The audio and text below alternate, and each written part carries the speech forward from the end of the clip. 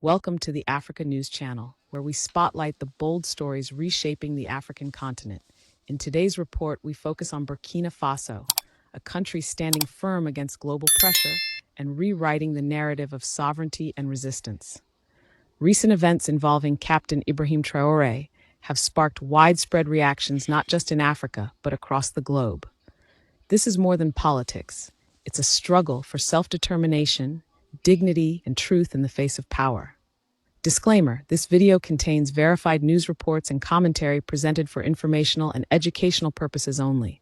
It does not promote hate, violence, or defamation of any individual or group. Viewer discretion is advised. Across Africa and beyond, many are watching closely as tensions rise between the United States and Burkina Faso. A firestorm was ignited when U.S.A. Army General Michael Lengley publicly accused Captain Ibrahim Traore of hoarding Burkina Faso's natural resources, especially its gold, for himself and a select group of allies. I can imagine a situation, though, in which the ruling elite of a country is receiving gratuities on the side that in order to the benefit of the strongman leader and not to the populace of the country. Does that sort of corruption and bribery go on with regard to the Belt and Road? Absolutely, Chairman. I see this, and I don't mind calling them out, but Captain Traore and Burkina Faso, as they know that both, whether it's their gold reserves, that is all those proceeds are just in exchange to protect the junta regime. There's a number of examples across, even in Sudan. These claims made on a global platform didn't just question Traore's leadership, they struck a deep nerve in the African psyche. Many saw it as yet another attempt to demonize an African leader, bold enough to challenge Western influence. The backlash from Africans has been swift and intense. Across social media and on the streets, citizens and commentators alike are calling out the hypocrisy. All right, it looks like it's time for us to go save the people of Burkina Faso. This guy got on U.S. Senate hearing and said that the president of Burkina Faso, Ibrahim Traore, has become a threat to his own people. You already know what that means, what that sounds like. That means it's time for us to go liberate the people of Burkina Faso. And of course, they're going to use a black man. The blackface is always a house nigga. Every time they're going to use, every time they want to use violence on black people, they use a black man from the West to come bring it on Africans. When they want to use sweet talk, it's always a black woman. You see, this guy's used violence for Burkina Faso. When they wanted to do the, what was it called? What was it in Kenya?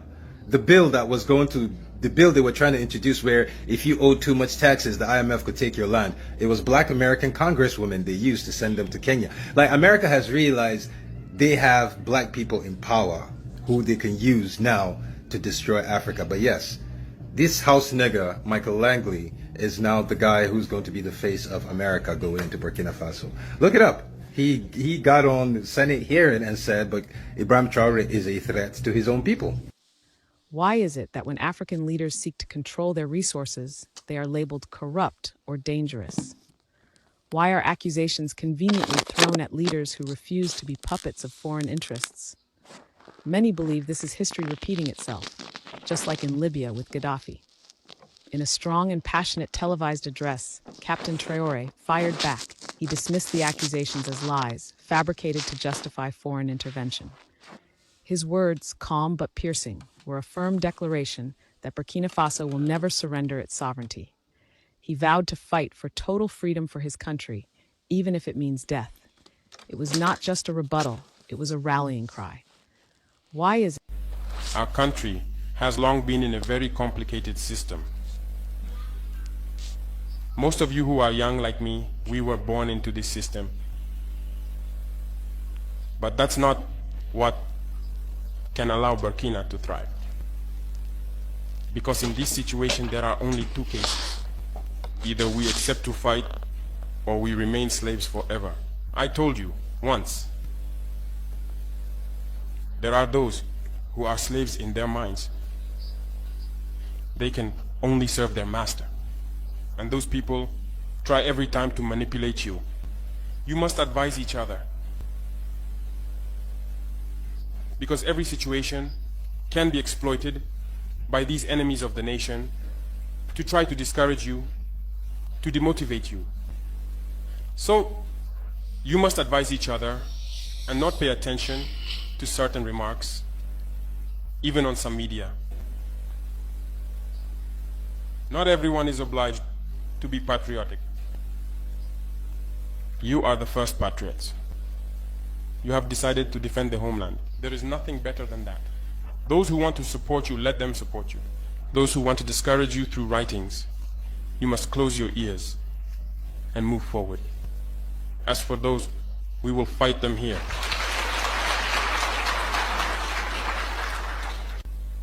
So, we must remember something.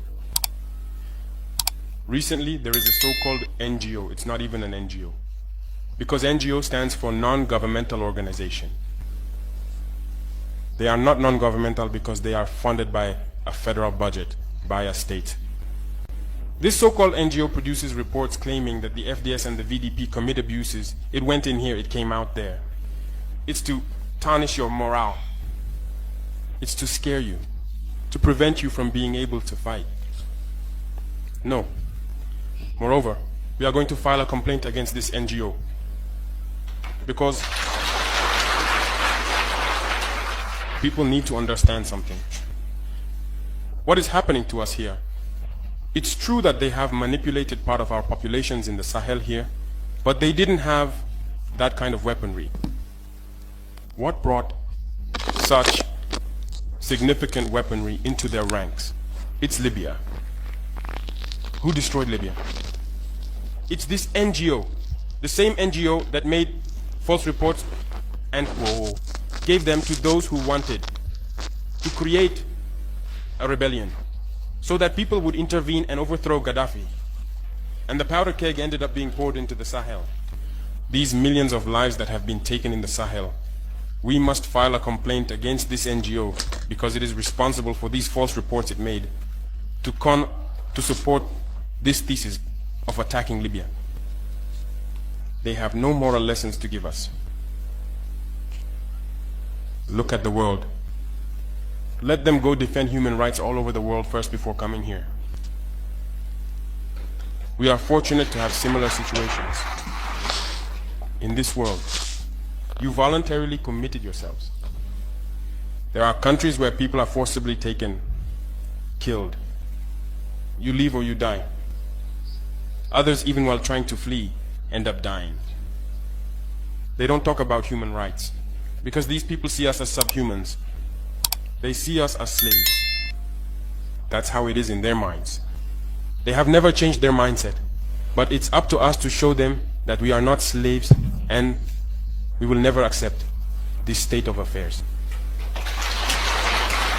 So don't be fooled by the stories. They tell to anyone who will listen. You must stay focused on your fight. Stay focused. We know what we are doing.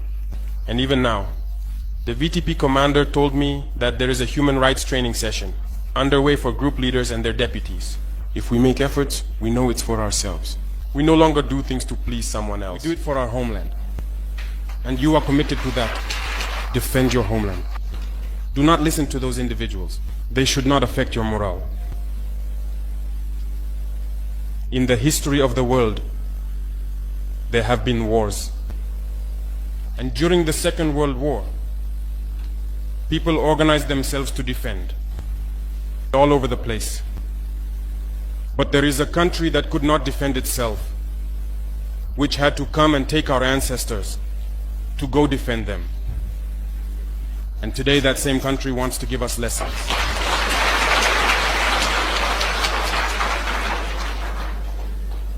The pot calling the kettle black. No. You are the descendants of those same ancestors who went to defend others, who liberated the world from Nazism. Today you are fighting for your lands.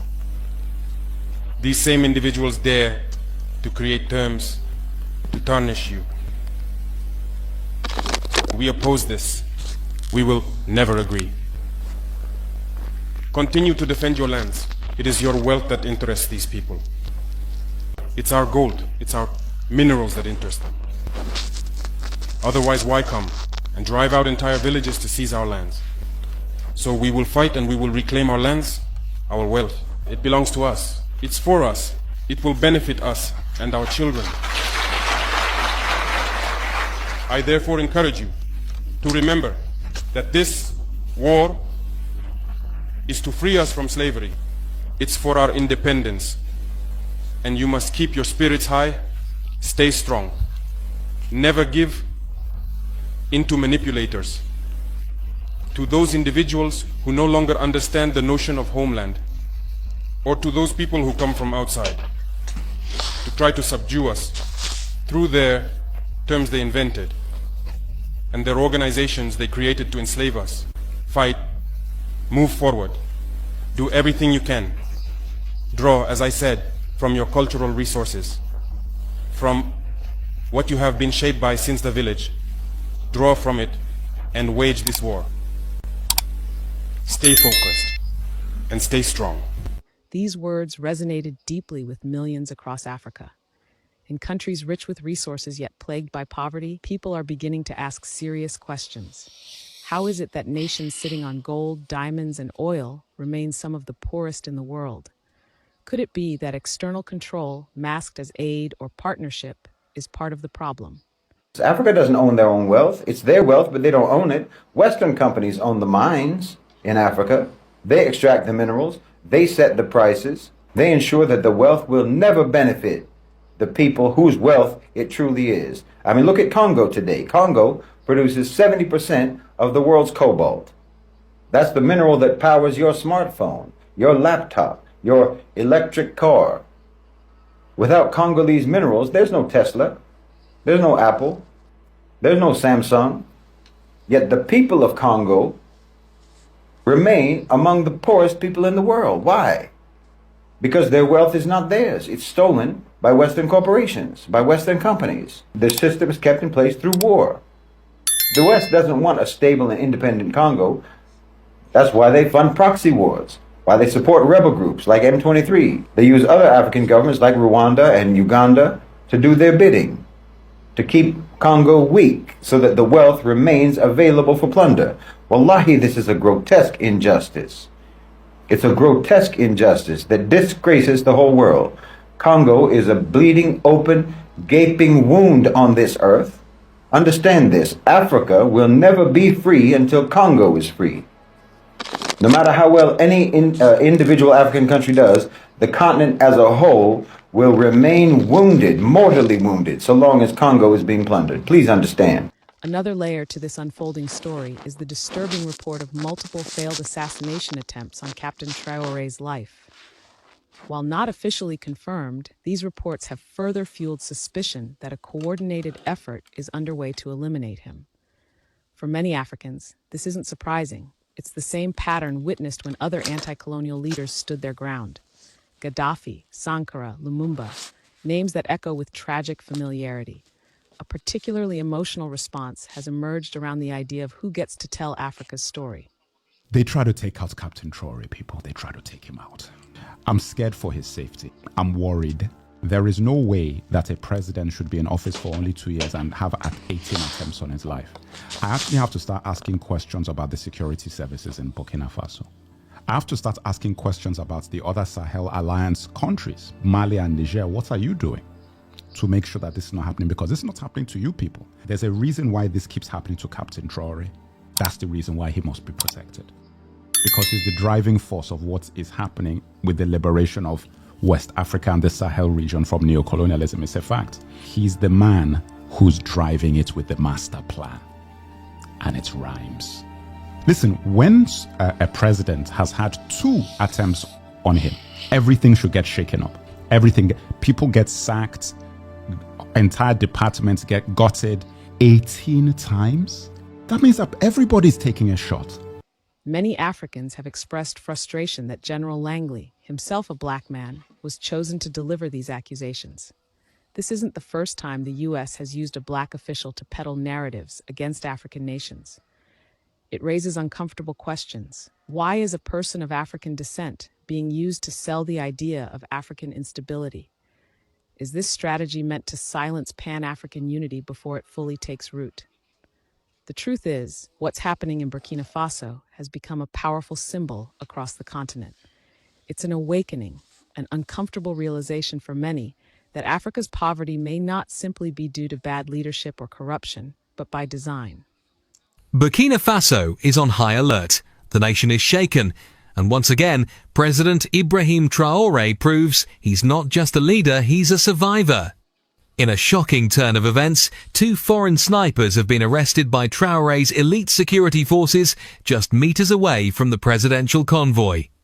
According to military sources, the snipers were strategically positioned and heavily armed, with clear intent to assassinate President Traore. But what they didn't know was this. Traore and his security were 10 steps ahead. Acting on classified intelligence, the army had already set a trap. The snipers were captured before they could pull the trigger, no shots were fired, no lives were lost, and Traore remained untouched. They tried to silence a revolution, one commander said, but we silenced them first. The snipers, whose identities remain undisclosed, are currently in military custody. A design that benefits global powers at the expense of local prosperity. And when any leader tries to break that design, they are met with resistance, slander, and sometimes elimination. This conversation has opened old wounds, but also sparked new consciousness. More Africans are now questioning the legitimacy of foreign involvement in their affairs. They are also looking inwards, asking if their nations are truly free or still living in the shadows of colonial puppeteering. As this story continues to unfold, we must ask ourselves, is this about justice or control? Is Captain Traore a criminal or a patriot being silenced for saying no? And most critically, who should Africans trust, their own voices or the ones handed to them by outsiders? We want to hear your thoughts. Do you believe Captain Traore is being unfairly targeted? Is Africa finally waking up to the weight of foreign manipulation? What does true freedom look like in a continent still fighting for the right to write its own destiny? Burkina Faso may be small, but its current struggle represents something massive, a turning point in Africa's ongoing quest for freedom, dignity, and self-rule. As Captain Traore and his people stand firm in the face of pressure, let this moment remind us that sovereignty isn't something handed down. It's something fought for, word by word, act by act, generation by generation. Thank you for watching the Africa News Channel. If you value content that speaks truth to power, please like, comment, and subscribe. Your support helps us keep amplifying stories that matter. And if you believe in the vision of independent African journalism, consider joining our membership program. Let's keep this fire burning together. Until next time, stay informed and engaged.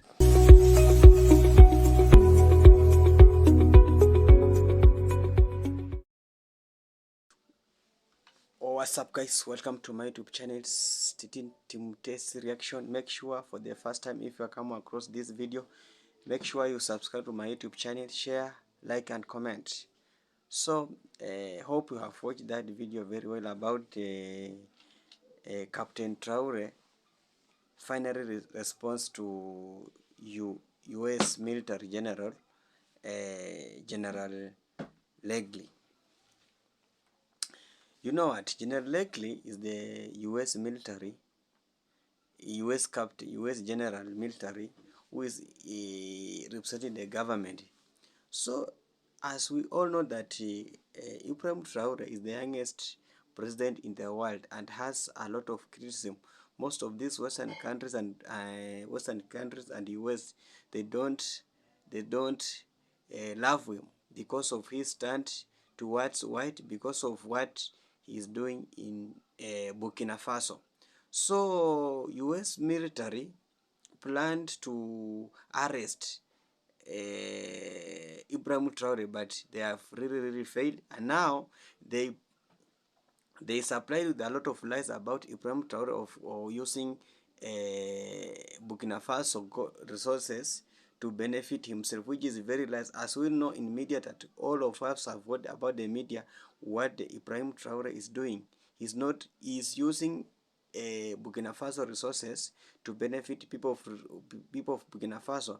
But this U.S. military has come out and claimed that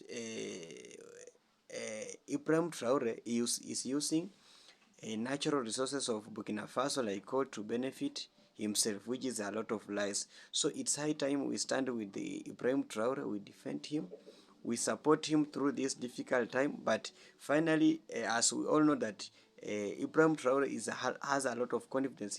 He has come out and respond to this allegation, has tell generally likely to keep away from Africa, to keep away from Burkina Faso, to keep away from Black American, because these these Western countries like people to use African leaders like a puppet. But what Traore has been doing there has not any cooperate. So as we know, we have a lot of assassination that has planned through Traore, but all have failed. Now they have started planting and with a lot of lies towards Ibrahim Traore, which is not good, which is bad. So it's high time we as African, we as Jamaican, we as black people, black America, to stand solidarity with our president. He's only 35 years old, but what he's doing is a very, very commendable work, which each and every reader can admire. So we as African, we are now united. We see that we're now united. We want to stand with our brother, and we don't want these things to happen again. They have come out and claimed that Ibrahim Traore is using a lot of power, a lot of his power to benefit his family, which is lies. So these people, what normally do to we as African, they normally divide us. They use divide and rule. So they want to divide us, so as we Africa, so that they planned a lot of lies towards our brother Ibrahim Traore, so that we hate him. But this time we are so keen, so we don't benefit, we don't follow their lies. This is a lot of lies which is cannot follow it. So let's stand with our brother Ibrahim Traore through this difficult time of his of assassination, which is being planned, and the arrest of what they have planned. But we know that we will defend them. It's high time African leaders to stand up to defend our own son, like what Arikana is doing. She's really defending our own son, our own African people, our own Caribbean. Let's stand out. But this is a warning to those Western countries. If there are any step to arrest or to assassinate Ibrahim Traore, they will see what they have not seen. We have stand with our own brother, and we need to move forward with him. So UN General Lengley know that Africa, we are now united. We are going to do away with this colonialism. We are going to throw away this Germany, France, Britain in Africa. We know that we are the one who are running your economy. As we all know that the United States was built by the African black Africans. They are protected by a Caribbean. United States has no any resources. They are depending from we Africans. We were the one who are building this United States. So they have used it. They used to have for so long time. So this time we are going to unite it. We are going to follow the suit, and in each and every time one of those whites will be visit Africa, they will be see wonders. Thank you so much for watching my video, and for the first time, make sure you subscribe to my YouTube channel, share, comment, and like. And please, thank you so much for my loyal supporters who are coming back and watch my video. Thank you so much. Thank you. May Allah bless you. Goodbye. See you later. Bye for now.